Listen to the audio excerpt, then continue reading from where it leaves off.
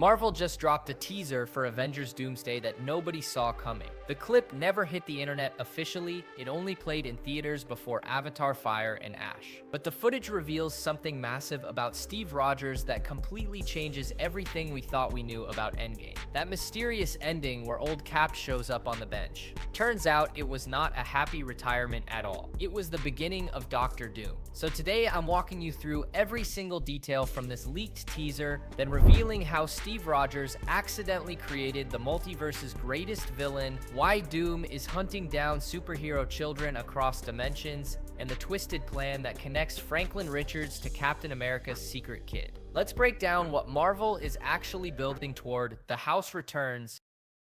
The teaser opens on a house, not just any house. The exact same cabin where Steve Rogers said goodbye at the end of Endgame. The Russo brothers confirmed that Doomsday is a direct sequel to that movie, which is honestly genius because it solves Marvel's biggest problem right now. The Infinity Saga had 3 phases with clear character arcs. Tony Stark went from selfish billionaire to sacrificial hero across multiple films. Steve Rogers evolved from skinny kid to worthy warrior. Thor fell from arrogance to humility. Every solo movie built toward Avengers team-ups where those arcs paid off. But the Multiverse Saga has been a mess of one-off stories. No clear through lines. Characters appear once and vanish. Eternals, Moon Knight, and Shang-Chi got no follow-ups. The Thunderbolts trailer has to waste time explaining who everyone is because nobody got proper franchises. But everyone saw Endgame. That movie made $2 billion.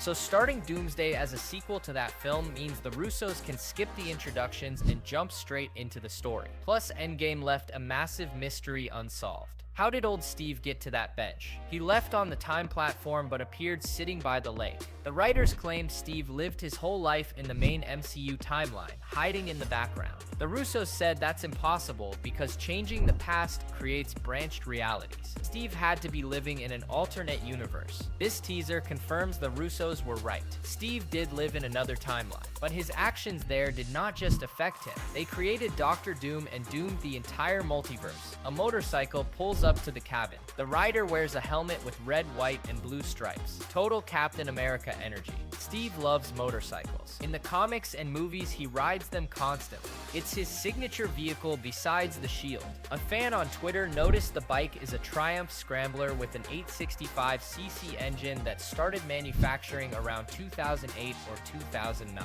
So unless Peggy had a baby in 1987, this scene takes place years after Steve arrived in the past. Good catch, random internet person. Although this is an alternate reality, so maybe motorcycles got invented differently there. Who knows? Steve parks and walks inside wearing red, white, and blue casual clothes. The helmet design actually matches the costume from the 1979 Captain America TV movie where Reb Brown played Steve. That version had a similar striped helmet and was famously terrible. But hey, it's a deep cut reference. Inside the house, Steve opens a dresser drawer. He pulls out his Captain America uniform, not just any uniform. The scaled costume from the end of Endgame. The comic accurate one he finally earned after a decade of different looks. This is important. It confirms this is our Steve Rogers, the one we followed through the entire MCU, not some random variant. Our guy. He folds the suit carefully and places it in a box. Symbolically, this is Steve deciding he can finally rest. He's putting away the shield and the fight. But here's the thing, could Steve Rogers actually retire knowing what he knows? In this branch timeline, there's still a Steve Rogers frozen in ice. There's still Bucky being tortured by Hydra. There's still Thanos gathering stones to snap away half of all life. Steve knows all of this is coming. He has the dates, the locations, the players. Would he really just sit back and let it happen? No way. Steve would spend years fixing everything. He would free Bucky early, stop Hydra from infiltrating S.H.I.E.L.D., prevent Howard and Maria's deaths, maybe even stop Thanos before he gets started. Only after securing that timeline would Steve allow himself to settle down. Which brings us to the biggest reveal in the entire teaser. Steve stares at something off camera. His face glows with pure joy.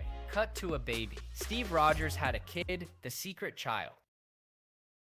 When Steve visited Peggy in Winter Soldier, her bedside had photos of 2 children. At the time, we assumed those were nieces or nephews or maybe kids from her mysterious, unseen husband. Nope, those were Steve's children. The teaser shows Steve looking at this baby with complete love. There's zero doubt this kid is his. In the main comics, Steve does not have kids. His story has always been defined by loneliness and sacrifice. He's the man out of time who gave up a normal life to be a hero. But other Marvel media has explored Steve as a father. The animated film Next Avengers Heroes of Tomorrow showed Steve and Natasha had a son. The mobile game Marvel Future Fight introduced Sharon Rogers, another possible daughter. Both stories use Steve's kids as symbols of hope and legacy. So why show us this baby now? Because this child is the key to Doctor Doom's entire plan. Marvel does not waste screen time. If they're revealing Steve has a kid in a teaser, it means that kid matters to the plot. And when you look at what we know about Doomsday, the pieces snap together. The Russos said only Robert Downey Jr. could play their version of Doctor Doom.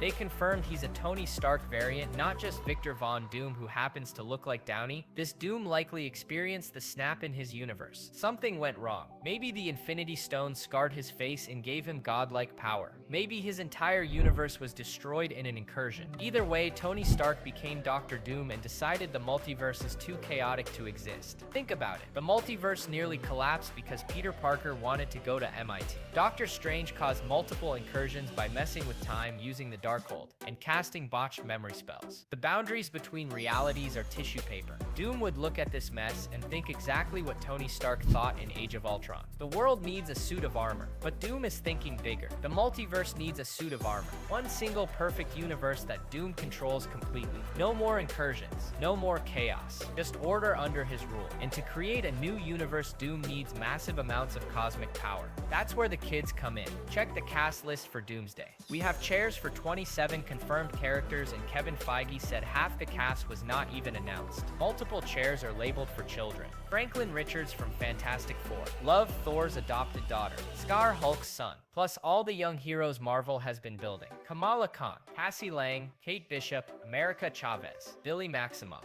For years, fans assumed Marvel was assembling a young Avengers team. But what if it's actually Doctor Doom assembling them? What if he's gathering these kids not to train them, but to drain them? Every one of these children has reality-warping cosmic power. Franklin Richards can literally create universes. In the comics, after the 2015 Secret Wars destroyed the multiverse, Franklin went around creating new realities for his family to explore. The Fantastic Four post-credit scene shows Franklin talking to someone off-screen. We hear a distorted voice, that's Doom. He needs Franklin as his cosmic battery. Love was resurrected by Eternity, the living embodiment of the universe itself. She's filled with pure universal energy. Skaar is immune to gamma radiation because he's half Hulk. Gamma radiation is what the Infinity Stones emit. The stones are made from the energy of the Big Bang, the literal creation of the universe. So Skaar could handle that energy without dying. Billy Maximoff has Scarlet Witch powers. He can warp and reshape reality itself. America Chavez can travel between universes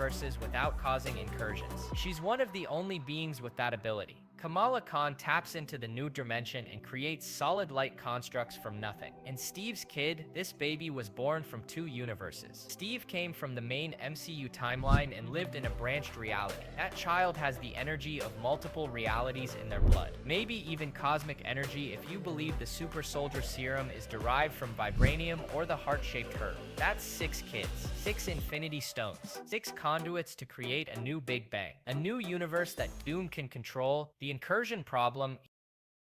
Here's where it gets dark. What if Steve Rogers accidentally caused all of this? When Steve traveled back and lived with Peggy, he created a branched timeline. That's confirmed now. But creating branched timelines has consequences. In Doctor Strange in the Multiverse of Madness, we learned about incursions. When someone from one universe enters another universe, it weakens the barrier between realities. If that barrier breaks, both universes collide and one or both are destroyed. Doctor Strange caused an incursion by dreamwalking. Loki's actions in his show show caused the multiverse to branch infinitely, creating chaos. And Steve Rogers lived an entire lifetime in another universe. Decades of existing where he should not exist. That's a massive incursion waiting to happen. What if Steve living in that branch timeline caused an incursion that destroyed Tony Doom's universe? Think about it. Tony becomes Doom. Doom's origin is tied to the snap according to the Russos. Maybe in Doom's universe the snap happened differently because of butterfly effects from Steve's meddling. Maybe Doom's entire reality collapsed because Steve wanted a happy ending. Now Doom knows exactly who caused the incursion. Steve Rogers, the man who saved the universe, then doomed trillions by being selfish. And Doom would want revenge. Not just revenge. Poetic justice. Steve destroyed Doom's daughter, his family, his entire world.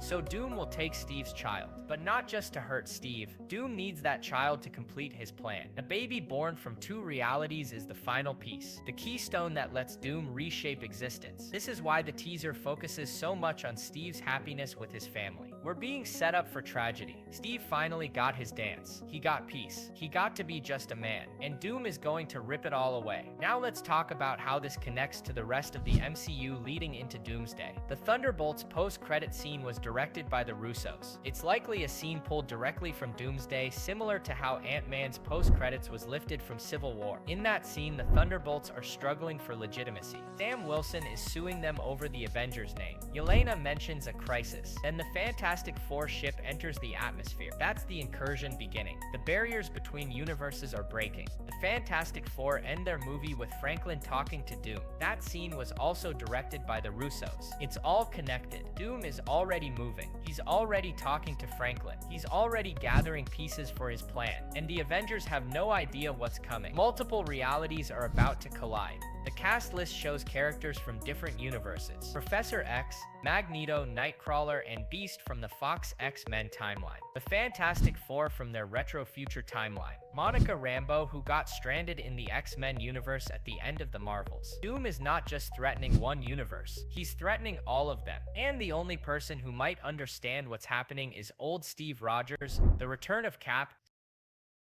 So how does Steve go from happy retired dad to assembling a multiversal Avengers team? Simple. Doom comes for his kid. Imagine you're Steve Rogers. You've lived a full life. You fixed all the problems you could. You saved Bucky early, you stopped Hydra, you prevented Thanos in your timeline. You earned your rest. Then one day, Dr. Doom shows up at your door. He looks exactly like Tony Stark but twisted, scarred, wrong, and he tells you the truth. Your happiness caused an incursion. Your choice to live in another timeline destroyed entire realities. Trillions died because you wanted to be selfish for once. And now Doom needs your child to fix it. He explains that your baby has unique energy. Born from two universes, the child could become part of a new stable timeline that saves what's left of the multiverse. All you have to do is give up your kid. It's the trolley problem. Sacrifice one to save trillions. The Fantastic Four faced this exact dilemma in their movie. Galactus offered to spare Earth in exchange for Franklin. Reed nearly said yes because how do you value one life over 8 billion? But Steve Rogers does not make that trade,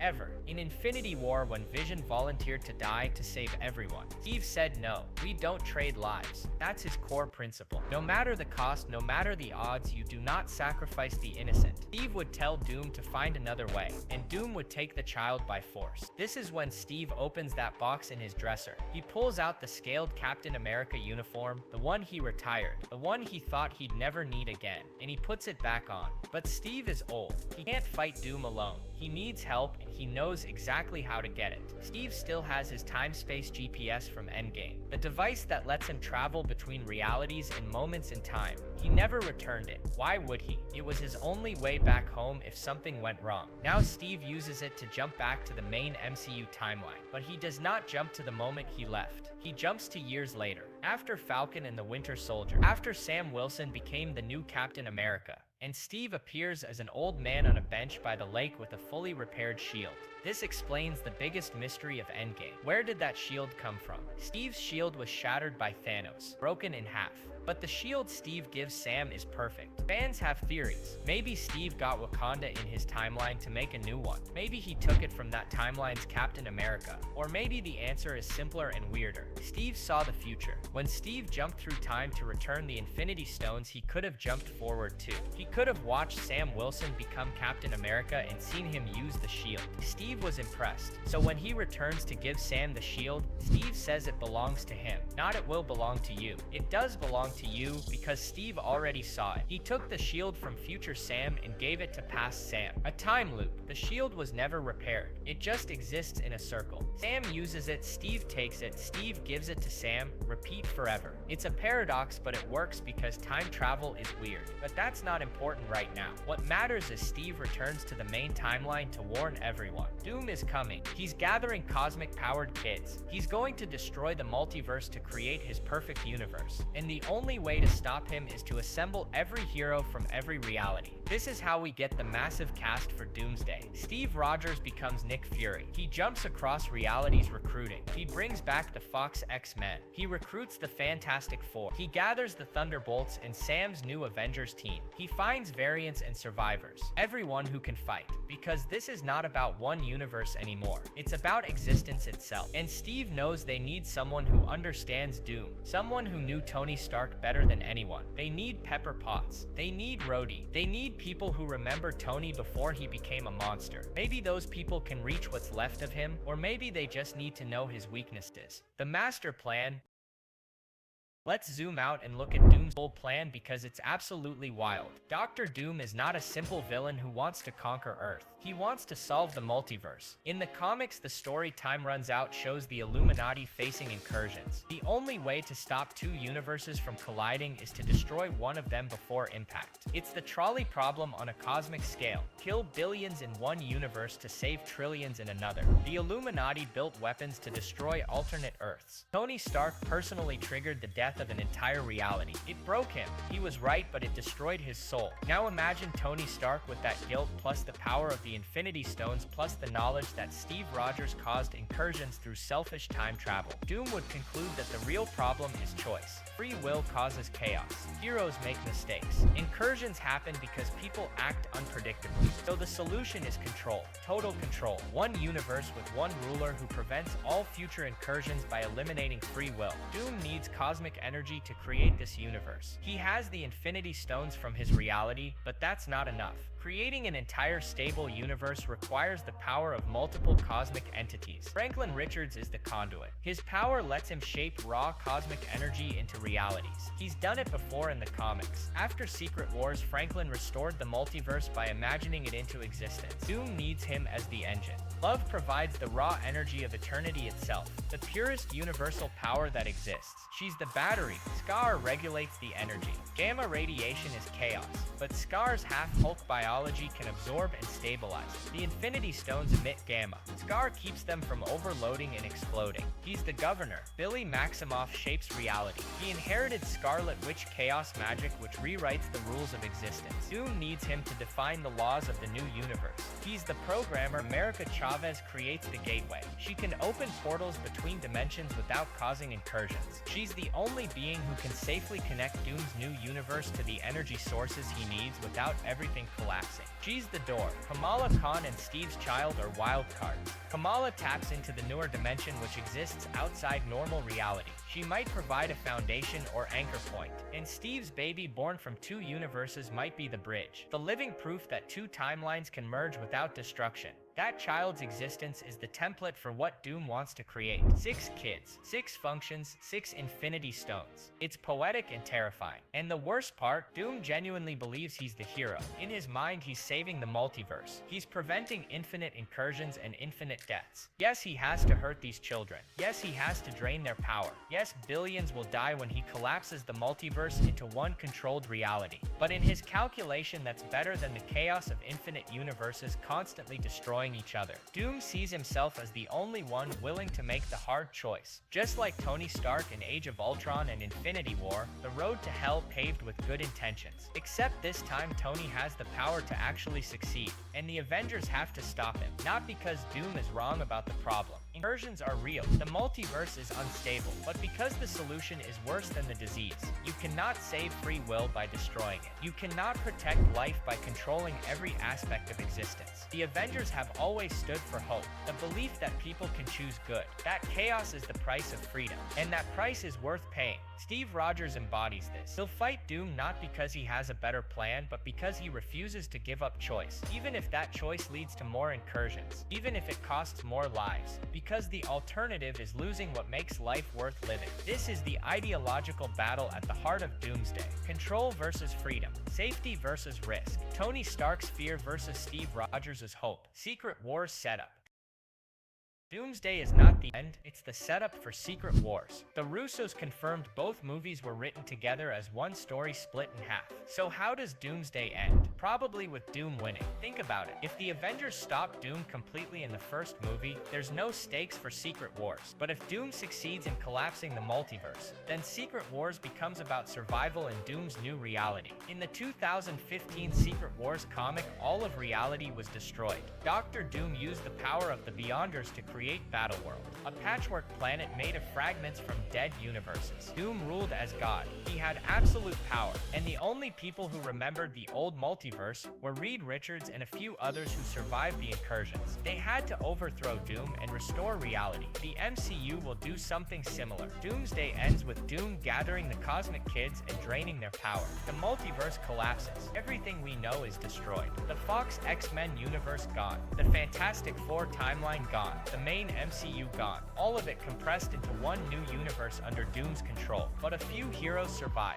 Steve Rogers, Sam Wilson, the core Avengers team. They're protected by America Chavez or Franklin Richards or some combination of powers. They wake up in Doom's new world, and they have to figure out how to undo it. Secret Wars will be about exploring Battleworld, seeing twisted versions of familiar heroes, fighting Doom's army, and ultimately convincing Franklin Richards to use his power to restore the multiverse. But here's the kicker. When Franklin restores reality, it won't be the same. This is where Kevin Feige's soft reset happens. The new MCU will be streamlined. No more confusing multiverse branches. No more 50 different timelines. Just one clean universe with a fresh start. The X-Men will finally be integrated. Mutants will have always existed. The Fantastic Four will be part of the main continuity, and legacy characters will take over. Sam Wilson stays as Captain America. Shuri stays as Black Panther. We might get Steve Rogers Jr. as a new young hero. Or maybe old Steve gets the super soldier serum again and becomes young. The Time Stone could reverse his age. Hulk's gamma radiation could rewind his cells. There are options. But the point is, Secret Wars lets Marvel keep what works and erase what doesn't. It's a cosmic retcon that fixes the Multiverse Saga's mistakes. And it all starts with Steve Rogers' choice to live a normal life. That one decision to be happy caused a chain reaction that threatened all of existence. It's tragic. Steve deserved his happy ending. He earned it. But in trying to have both the quiet life and the hero's journey, Steve broke the universe. And now he has to fix it. That's the emotional core of these movies. Steve will blame himself. Doom will blame him too. The Avengers might even blame him. But Steve will do what he always does. He'll stand up and fight. Not because he's strong, not because he has powers, but because it's the right thing to do. No matter the cost, no matter the guilt, you don't give up. You don't trade lives. You fight, and that's why Steve Rogers will be the one to defeat Dr. Doom in the end. Not through power, but through conviction. Steve will show Doom that control is not strength, that fear is not wisdom, that the only way to truly save the multiverse is to trust people to save themselves. It's the same argument Steve had with Tony in Civil War. Trust versus control. Except this time the stakes are infinite. So to wrap this up, the Doomsday teaser revealed that Steve Rogers had a child in his alternate timeline. That child is the key to Dr. Doom's plan to collapse the multiverse and create one perfect controlled universe. Doom is gathering cosmic-powered kids from across realities to drain their power. Steve comes out of retirement to stop him. The movie will feature a massive cast of multiversal heroes, and it all ends with Doom winning and Secret Wars picking up in Doom's new reality. Marvel is building to the biggest story they've ever told, and it all started with an old man on a bench holding a shield. If you enjoyed this breakdown, make sure to subscribe, because we're going to cover every detail as more footage drops. We're just getting started, and this is going to be wild.